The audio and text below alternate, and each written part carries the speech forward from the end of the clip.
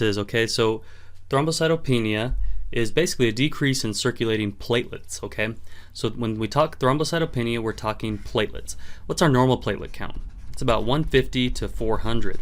Okay, so when we talk thrombocytopenia, we're talking platelets less than about 100. And again, like you can see here, it's 100,000, but we normally call it 150, 400, 100, 20, whatever, and that's always talking about in thousands.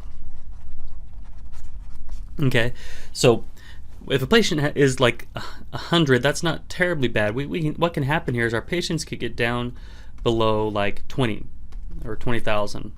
And once they get to that point, it's incredibly dangerous, okay, for these patients. And let's talk about why, okay? What do platelets do? Okay, some of the causes for thrombocytopenia, first of all, are going to be decreased production, increased destruction, or medication induced. Okay, so whether we're not making enough, we're destroying them too quickly or too fast, or medication is causing it, that can cause a decrease in the amount of platelets available in our system. So what do platelets do?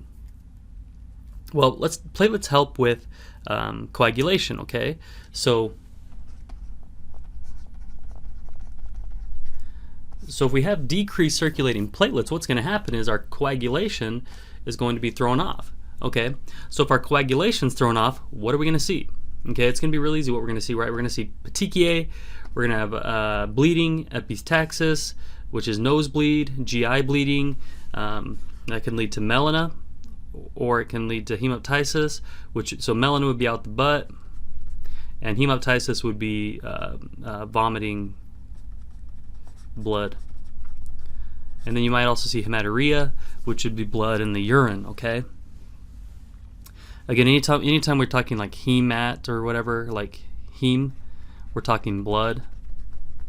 Okay, so hematuria would be blood in the urine.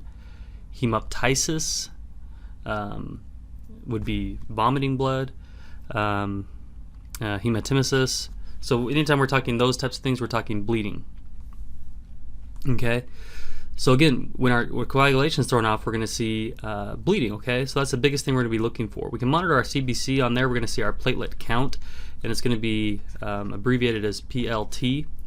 Okay, and again, if it's below 100,000, that's going to be technically thrombocytopenia. Okay, and we're going to be monitoring our patients that it doesn't get worse, and then we're going to see, of course, that decreased platelet count.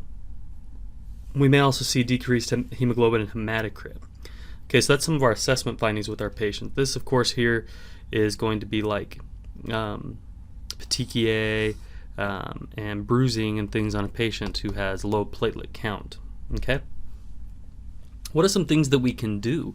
Well, fortunately, we can give platelet transfusions.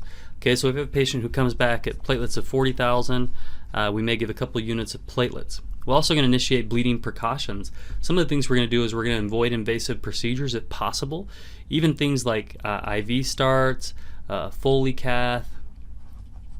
What other things, like intubation if we don't have to,